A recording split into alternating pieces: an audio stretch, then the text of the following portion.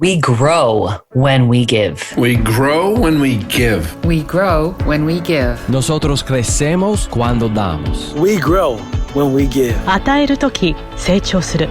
We grow when we give. Welcome to R.O.G, Return on Generosity, a podcast celebrating generosity at work. Not financial giving, giving valuable time, alternative perspectives, and genuine collaboration. Our special guest today is Edwige Robinson, an award-winning and innovative senior technology executive with a passion for driving digital transformation and enhancing customer experiences. Her experience spans Fortune 500 tech companies and successfully managing multi-billion-dollar budgets. She has a strong background in the new go-to-market models and technology operations, coupled with deep digital and business experience. Her life is a remarkable story, and thankfully she put this into a book, and Edwige is now an author. Her book is titled Believe It's Possible, Conquer Your Mountains, Blaze Your Trail, and Achieve Uncommon Success. What I appreciate most about you, Edwige, is your optimism, faith, and determination to be your own hero. Welcome to R.O.G. Hello, everybody. Super excited to be here. I'm so excited for you to be here too. We are many years friends, and we finally get the opportunity to speak to the R.O.G listening audience. So thank you for being here. I'd love for you to share a little bit of your background. Well, for most people that know me, as you can hear my beautiful accent, I'm originally from the Ivory Coast and this French-speaking country. I came to the U.S. Back in the Ivory Coast, I was raised by my grandparents. I helped my grandmother reading and everything else. We can talk about it a little bit more during the book. But came to the U.S. about 25 years ago, got my bachelor here, my master, did some executive classes at Harvard and Wharton, and have a passion for people. I do believe that, we encounter people for a good reason, and then we have to impart in their life, amazing things. So in a nutshell, and I have a family of four amazing boys. I don't know, it's kind of like on the other side of here on my screen, but 4 amazing boys, 2 dogs, and my mom lives with us, and I'm married to my amazing husband for the last 24 years. Unbelievable. Yeah, so nice full household. And you've been talking about writing this book for years, and you did it. So congratulations. It's a huge accomplishment that many people think about doing, but just don't do it because it's so hard. And you titled it Believe It's Possible. So maybe the title helped you to do it. But in your book, you're teaching readers how to achieve their inner strength through conquering mountains. Like that's what you call it. You call it conquering mountains, blazing trails, and achieving uncommon success. Like tell us more about why you wrote the book and who you want it to serve. Thank you. First of all, thank you for the question, because I kind of like answered that question so many times. It's kind of like rolled in my head. Yeah. So many. When I came to this country 25 years ago, I did not have a mentor. And along the way, God put some people on my path to kind of like guide me. And I've learned that we have to find a way to kind of like pause and share our best practices, share what we have learned. And so many people will ask me that, how's your story even possible? And I decided to you know what, I'm going to put in a book, and it's going to be able to access more people than all the conferences I go to and all the places I go to. So the goal for the book was to put all the learning. It's not the answer to everything, but it is something that you can add to your toolbox of life so that you can, get there faster than I did. My hope is that it took me 25 years. It would take, everybody else less than that, maybe 5 or less. That's very encouraging and generous of you to think about how you can help people to accelerate their path to excellence. And in your book, which I love the way, I can hear your voice in it. It's written the way you communicate, which is so engaging. And you talk to readers about mastering continuous improvement, which I deeply believe in. And you talk about the momentum of micro steps. Again, strong belief in that. I call it the 5-degree principle. You call it the momentum of micro steps. Tell us more about that. I do believe that we all have to start somewhere. And unfortunately, society, when we see people, like, oh, this person was a secretary and now this person is a CEO. And you're like, okay, what happened? How did that happen? Please tell me.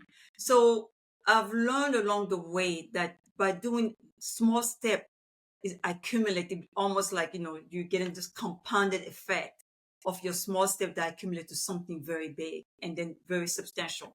I use that in my personal life. I use it at work. I use it at home with my kids.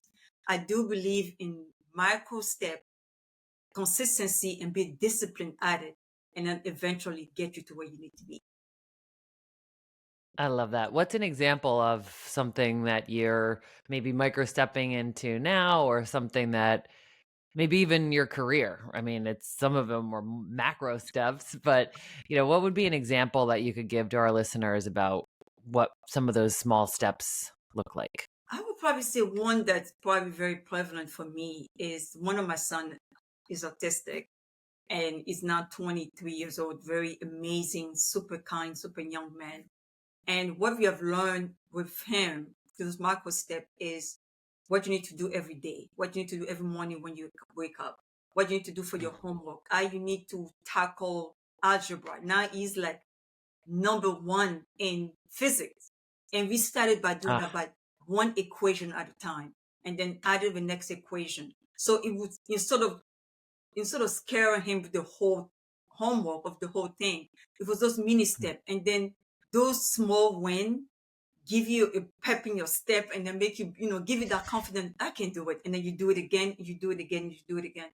And I would say, even myself, when I first came to the United States, my first job was working at a movie theater, but I never let that discourage me or make me feel like I was less than. Instead, I went back to school and then focused on each class at a time. And before I knew it, I got my bachelor. Before I knew it, I had my master. Before I knew it, I went to Wharton. And it started with one class and one semester and 2 semesters. So it's the accumulation of every step with discipline. And does it begin with the vision of where you want to go, and then you think about what are the steps I need to take now in order to get there? I would probably say some people do. Some people have their life all figured out. We know what we're going to do tomorrow. We know what we're going to do in 10 years. And some people like me, you just focus on tomorrow. You just focus on, but at the end of the year, you just focus on next year. So I would say as you're taking the step, it's become clearer of what you're capable of. And to me is where the power of believing yourself come from. Because believing yourself comes from the confidence of doing something, right? So like, for example, me, I was super scared of dogs because of where I came from. Dogs were used for protection. And so when I came over here, I was super scared of dogs. But now I have 2 dogs literally under my feet right now, sitting there under my feet, while I'm talking to you. And that confidence came from my kids, going to people's houses. People let me pet the dog. All those, mini steps get you to where you need to be. And you learn, oh, I can do it. I can do it. So you have to learn I think it's like this, learning to encourage yourself. And then the confidence comes from you mastering those micro steps that over time become, major accomplishment. Oh my gosh, I love that. So for all of us listening, thinking about what is that thing in your life that you really want to do, but you're like, oh, I don't know if I can, because that's you trusting yourself. Like that instinct is what I'm hearing you say. Like there's like a desire to do something or to try something, to create something like your book, or to overcome something like your fear of dogs. So like, what is it that you're trying to conquer, and how can you take those baby steps? And I love the example of your son, and kudos to him for doing those equations, because I think sometimes when you're taking those baby steps, it just doesn't have that fulfillment of like a big achievement. But if you look at all of those things accumulated, you think, well, I never could have gotten here if I didn't do that, right? So it's the discipline, as you've said. The discipline, the consistency over time. You have to you have Yeah. to be consistent over time, and then you have to believe that you're worth the effort, because I think that's where everything's come to play, right? It's like, okay, do I even deserve this? Do I even am I even worth this effort? And Mm. so many of us have to learn to believe that, no, I'm worth this effort. I'm worth this hard work. Because at the end of the day, I'm not only doing it for me, but I'm doing it for myself, for my kids. And by doing so, I'm changing my kids' life, their kids' life. So it's multiple generation that you impact. Every time you make an impactful decision, you impacting not only yourself, but multi-generation to come. Yes. And that makes me think about that ripple effect and like all of the lives that are impacted, starting with yours and like all of that cascading out from there. And I know one of the things you recommend in your book and just in general as your friend is that we build supportive communities and you really believe in collective success. So talk to me about building communities and why it's so important that we create success that isn't just our own, but it's a part of an experience for all of us. You see, from where I'm from in the Ivory Coast, everything is done in community. Everything is coming together. I remember when my grandfather passed away many, many years ago, and all the ladies came from the village and kind of like hover over my grandmother and made sure that she has everything. She was bathed, she had food, it's that sense of community. And you just lost your husband, people come, and then there's celebration, everybody come. It's a sense of you feeling that you're not alone, and then you don't have to be perfect. You don't have to be in your best self for people to be around you. But people are with you in the dirt. People are with you when you're sitting down. And if it's time to cry, they're sitting with you and crying. So I have tremendous amount of respect for people that actually succeed and claim the team, because nobody wins alone. Nobody succeeds alone. It doesn't matter if you're Beyonce, Oprah, Michelle Obama, whoever you are. You never where you are, or you never even able to go to that meeting or to those speaking engagement if it wasn't because of the team around you to support you and make sure that you have your speaking engagement, you have everything. Everything depend on a team.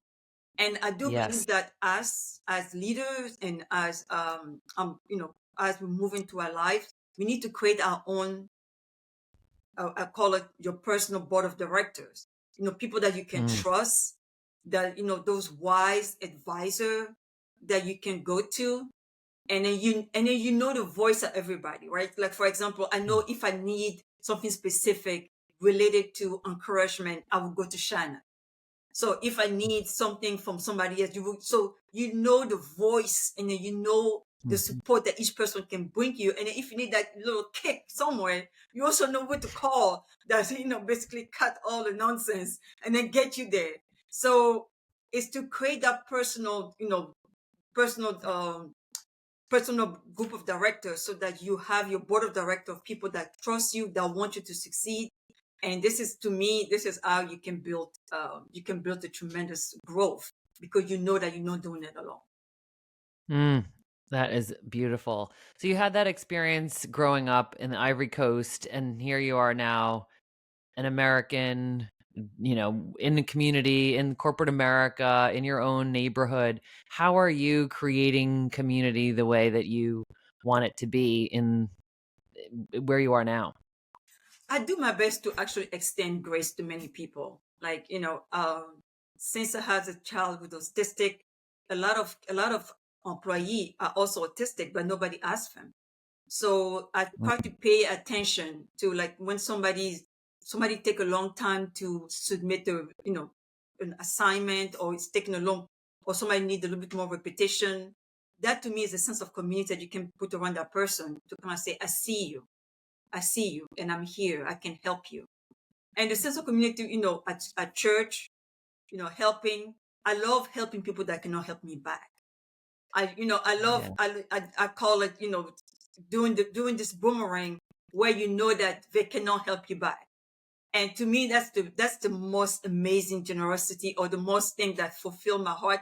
When I help somebody and I just run away, I'm like, on the street or something, like, they can see me, they can find me. So they cannot pay me back. They can pay you back. I really love that. So I think, the sense of community can be built in your home, because some people are at home and lonely.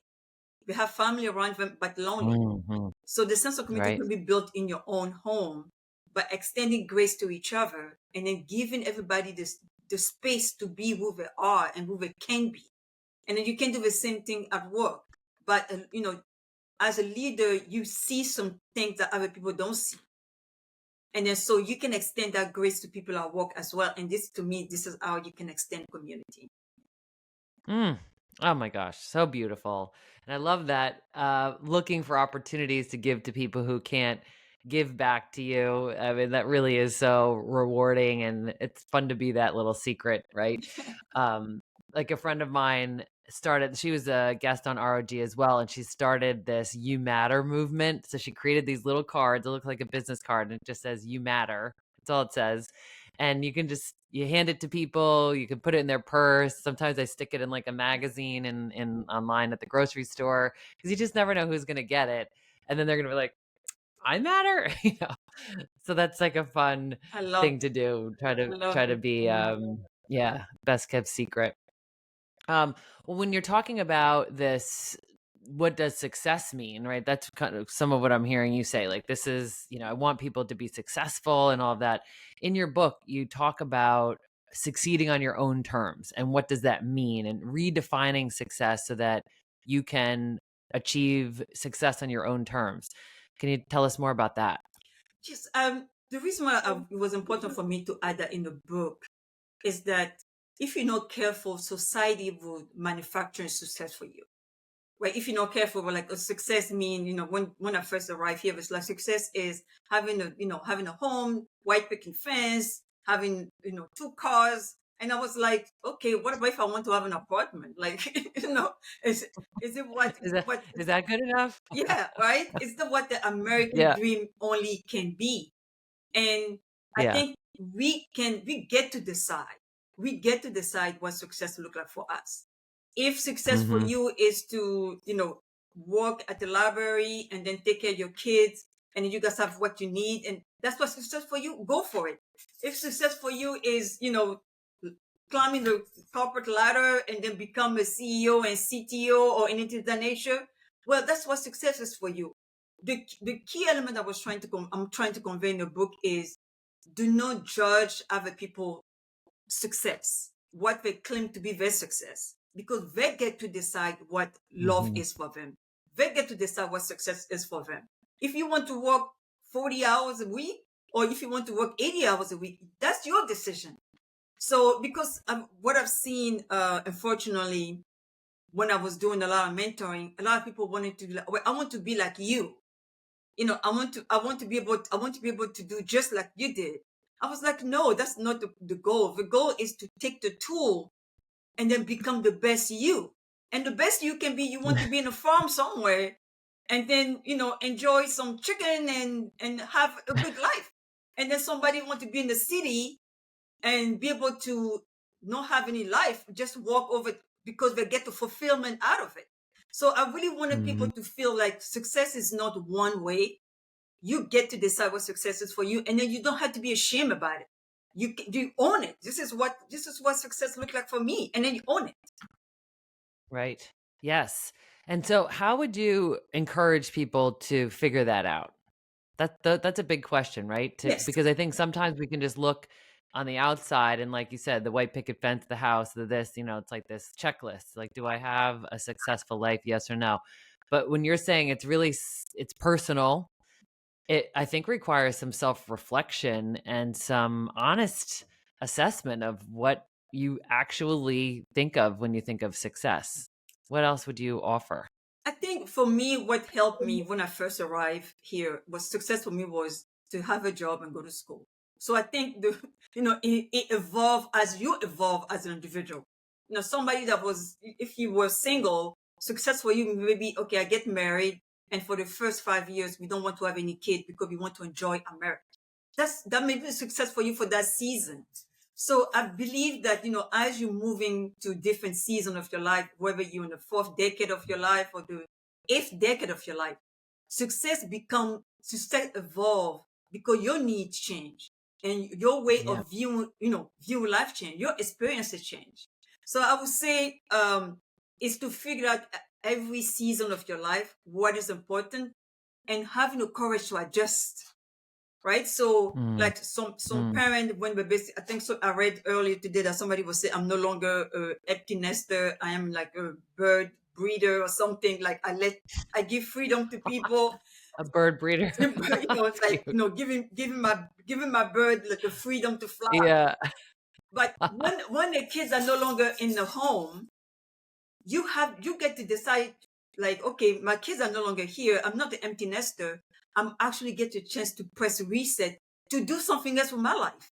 And that could be another season of your life that could be very successful, because your Mm-hmm. life is not over when the kids leave. Your life is just it's just another season of your life. Sure. So I Yes. think the key is for each one of us to know for each season what does success look like, and then have the courage to change what you need to change, to give yourself that pleasure, to give yourself that joy. Because at the end of the day, nobody's in the bed with you, nobody's in your home with you. So Mm-hmm. you could pretend, all day long, but when you come home, you're with yourself. That's it. You're right. You are the master of your own life and the CEO of your own career. And I appreciate what you're saying there. And I think it's a good segue into you giving us some advice on how we can embrace what makes us different so that we can become that unstoppable force. Because you believe, and so do I, that all of us are created uniquely. We've all got strengths and talents and gifts and experiences that are packaged together in this thing called us. And then you're saying that is what makes you unstoppable. So tell us more about how we can embrace what makes us different. I love embracing your difference. I tell a story in the book that I met this lady. She told me to tell her name, but one of my mentor, she told me one time, I was like, oh, I'm not sure. I need to go to English translation. I want to like lose my accent. And she was like, Edwige, that's the one thing that you should never lose. Like, keep your accent. And then guess what? When you get to a conference call, you never have to even say your name, because as soon as you say hello, everybody knows you because your voice is so unique. So you should embrace that. And that was probably very long time ago, but I took it and embraced it. I was like, you know what? I'm going to embrace that. I'm going to embrace all of it. And my grandfather told me one time, he told me that the way that the fact that you are born on this time is not an accident. The fact that you are born from the Ivory Coast, from your mom and your dad, that they came together and then birthed you, it's not an accident. You are here because you are adding a tremendous amount of glory to this earth. So do not take that away from yourself. So think about it. For everybody who's listening right now, you could have been somewhere else, but right now you're here listening to this message because you had to be at this moment, whatever that day is for you, whatever that day come to be in for you. But you are here listening to a conversation about why you are so unique and why you are so special. The intricacies of your hands, the intricacies of your eyes. Your fingerprint does not look like the fingerprint of anybody else in the world. Your eyes, the series of your eyes is the only for you. Nobody else has it. The way that you move in the world, the way that you speak. Somebody else may have a similar name, but nobody else have your DNA. So embrace all of that. When you show up in a room, show up with confidence. Because guess what? When you leave, that moment will never appear again, ever again. That moment will never happen ever again. So for every moment that you wake up in the morning, if you pray, thank your divine, thank God, and then embrace life like never before, because you are special. You are special. Oh my gosh. If everybody didn't hear anything other than that, that's more than enough, because I really think that's where it starts, right? Knowing that you're enough. You've mentioned that in a variety of different ways in this conversation already. And then right there, you said it explicitly, to know that you're enough, that you're worthy, that you are gifted and necessary, and Yeah. all of those things appreciated. So thank you for making that really explicit and clear, because I think that's what people need to remember when they're walking into those rooms and they're feeling like they're not enough, or they're feeling like they're not prepared, or I'm not senior enough, or I'm not old enough, or I'm not young enough, or whatever enough. We're the I call it head trash, but the stuff that we think about that's not going to be helpful. So hearing you reminding us how to do that so that we can be an unstoppable force, because I really think one of the biggest crimes is when we are the thing that's in our own way. Right? Yes. We have things that we want to accomplish, and then we decide that we're not eligible or enough, right? Yeah, but society tells us that, right? So everywhere you go, everywhere you go, people like when I always say I'm the right size, the right portion, because I'm like, oh, you're supposed to be 6 feet. You're supposed to be. You don't. Society has so many. You're supposed to be only size 2. Or I mean, I'm like, no, I'm exactly what I need to be, right? So, Yeah. so it's almost like learning to date yourself. Almost Mm, kind of like, yeah, because you have to like yourself first before you can ask you people do. to like yourself. I'm like, I love all of me, like all my, imperfect teeth and imperfect face and everything, and all imperfection. That's what get me to be who I am. That's what make me to be so unique. I only have my own fingerprint. That nobody else have it in 8 billion people. I mean, 8 billion people. You don't have the same fingerprint. I mean, how Yeah. how crazy is that? And that was Right. quite It is. It's crazy, unbelievable. unbelievable. So don't take anything for granted and learn to embrace yourself. And you're trying to figure out what is the few things that the way that you do it, it just give you that that joy in your heart, and just harness it. Just harness it, and just Mm, just be the best you. That's it. yes. Great encouragement. And really, all of our listeners, pick up Believe It's Possible, Conquer Your Mountain, Blaze Your Trail, and Achieve Uncommon Success. And you can hear more about that. And, having heard you speak and on this podcast, people might be thinking of you as this thought leader and an author and all that. And that is true. And you are an extraordinary executive in technology and engineering. So I would just love to hear your thoughts on how to be generous at work in an environment. I mean, you've been in many environments where you're the only woman, or you're the only woman of color, or you're the only whatever, fill in the blank. And, you still, like you say, extend grace and try to build communities and try to, lift everyone else up. I mean, tell us about how to be generous in the workplace. What are some of the things that you have found effective? What I find effective is for you and I to lead with positive intent and believing that everybody else has positive intent. Regardless of Mm, what they may be thinking, I always come in a room thinking that, you know what, everybody here want all of us to succeed until you prove me otherwise. And then it's going to take some time to get there. And I've learned that there's a saying in the Ivory Coast, as you can see my finger, there's a saying in the Ivory Coast that all the fingers don't have the same height because we need to complement each other, right? So mm. by yourself, you can, but if you bring your other hand, everything kind of like perfectly aligned, I right? never So noticed this that. finger has its Yes. companion You're here. joining Each us on other finger YouTube. You can see this. everybody. So we get to complement each other, not to compete. We get to complement each other, and we get to stand in each other gap. Because there's a lot of stuff that I don't like to do.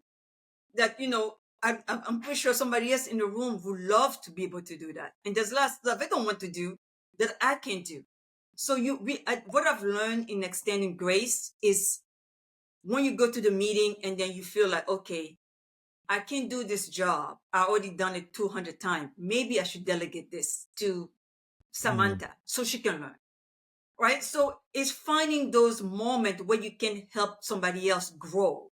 It's funny those moments when you can get in the gap for somebody else. Like, somebody else is saying something about Shannon, but Shannon is not in the meeting. And I can say, oh, no, that doesn't sound like Shannon. If she was here, she would have said X, Y, and Z. So stepping to cover each other, each other, that to me, this is how you extend grace. This is how you show generosity. If you stay with people long enough, even for like 6 weeks, you kind of learn what they're looking for, what can help them, and you can provide that to them without even them asking. You can take note at the end of the meeting and say, hey, Shannon, you were not at the meeting. Here's my note, and here's some additional I even took without her even asking. It's being kind with each other, and then like, if I wasn't there, and then somebody else wasn't, what would have done for me? So that to me is one of the ways that I've been, going out of my way as a leader, and I've seen has been very, as you said earlier, that ripple effect, because when they see the leader do it, the leader has cast a very wide shadow. If they see you do it, they will mimic you.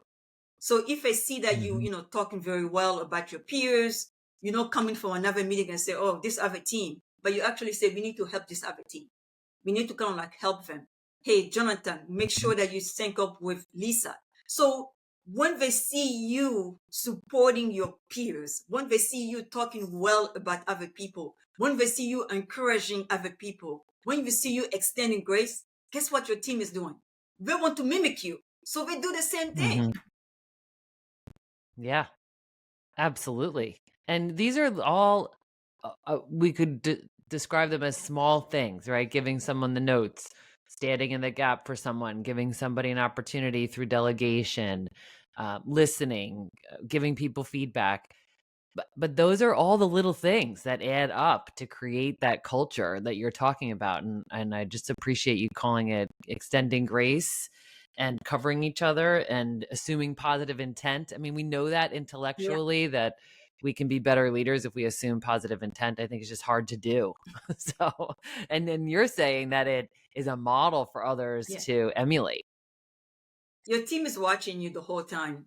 Your team is watching what you say, what you don't say, whether you're looking at somebody, whether you're rolling your eyes when somebody says something. They're watching everything. They're watching everything. So just assume that you've been watched. And then if you want a different culture, if you want a culture of collaboration, you want a culture of generosity, you have to emulate that first. You have to be the example first, and then your team will follow up. But you have to start with you first. Absolutely. And I've heard you talk about when you extend grace to other people, we also have to remember that we don't ever know the full context of someone else's story. That's right. I mean, during COVID, I was working with a young lady that I was mentoring, and then she used to wear this, jacket all the time. I'm like, you at home? Why are you wearing a jacket? And then I don't know if I shared that story with you, but she was like, I'm wearing a jacket because I am in an abusive relationship and I need to carry my phone with me at all times. Right? You don't know the story. She need to have a phone at all time with her so she can call 911. So subsequently, she's always wearing something with a pocket or something that can cover her, because at any moment she can be outside. So she needs to be covering herself. We don't know. So many of us are dealing with elderly parents that, going to dialysis, but they come to work, they never see anything. They just do what we need to do. So we never have the full context. So it's very important that, when you see somebody in the bind, not judge them. And then second, try to extend grace and help them, because you don't know the full story. Yes. Thank you for sharing that. That's such a profound example of just, why we should be kind and extend grace and find ways to be of service and not judge. Ask questions too. I mean, I think that's something else in your example where you checked in and she trusted you enough to tell you what else was going on. And then you can very readily stand in the gap for her if you were in a conversation and she wasn't there, like you explained earlier. So that's really good advice. So, in closing, one of the other things that you've said is whenever we're in doubt, we should choose love. I deeply believe that too, as you know. Would love to get your thoughts on why choose love. As I mentioned, I'm originally from the Ivory Coast. I grew up with my grandparents. They had 11 kids, and one of them was my dad. So my grandfather, as when I was growing up, I used to stutter. And my grandfather showed me love every time. He never finished any of my sentences. He always extended the grace and love for me to finish my sentences, which allowed me today to have the ability to express myself fully. So anytime that you feel like you want to judge, anytime that you feel like, oh, this person, I can't believe this person is not doing this and this person is not doing that, or what this person doesn't have a job, or what this person is not married, or whatever the judgment that society tells us, first, choose love. Choose to love that person, choose to love on them, to extend that love to them. Say a kind word, say something that would let them know that they've been seen, they've been loved, and they've been cared for. Oh, beautiful. Thank you so much. So, here's a couple of things. There's a lot in here in our conversation today. So, quick recap for our listeners to think, what did they hear today that they could apply to their own work and lives? You talked about micro steps, taking micro steps. What is that one thing? If you have that inkling, you've got that desire, what's one thing that you could do today that would get you going into a direction? Create a personal board of directors. So for those listening to think, if you don't already have this, how could you set that up? Who would you include? How might that be beneficial to you?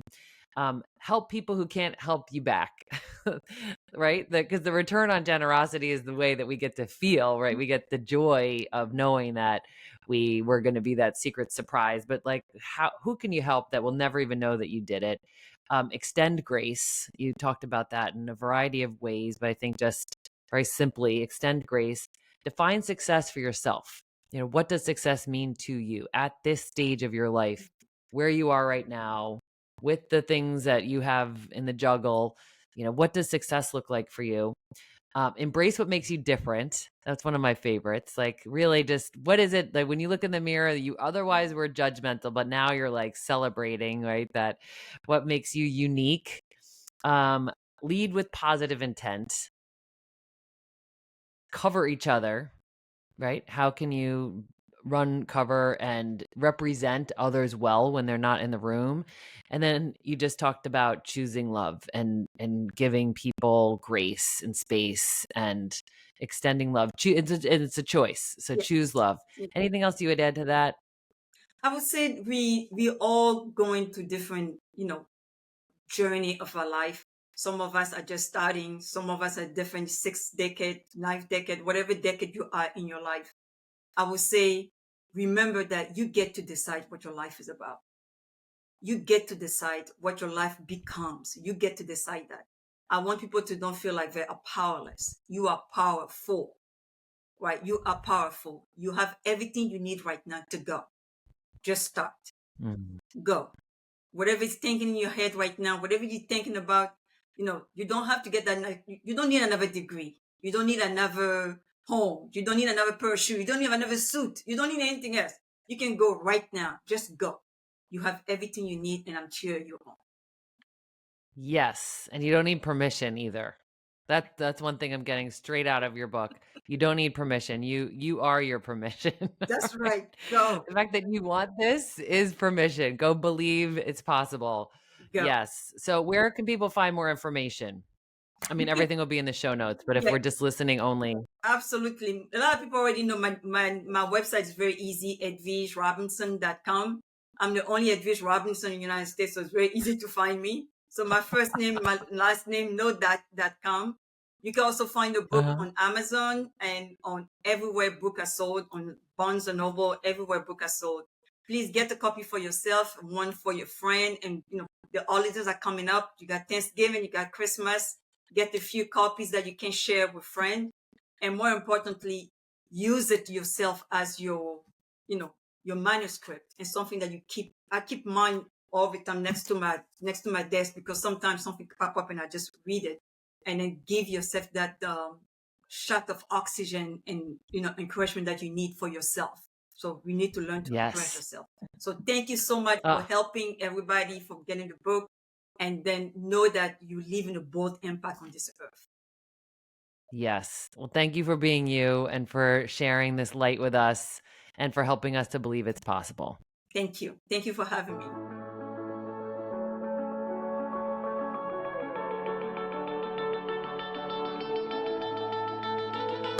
Thanks for listening to R.O.G. Return on Generosity podcast. Please help us grow by subscribing and reviewing us on your favorite podcast player. And for more information, visit bridgebetween.com. We grow when we give. 우리는 나누면서 성숙합니다. We grow when we give. On rayonne quand on donne. We grow when we give.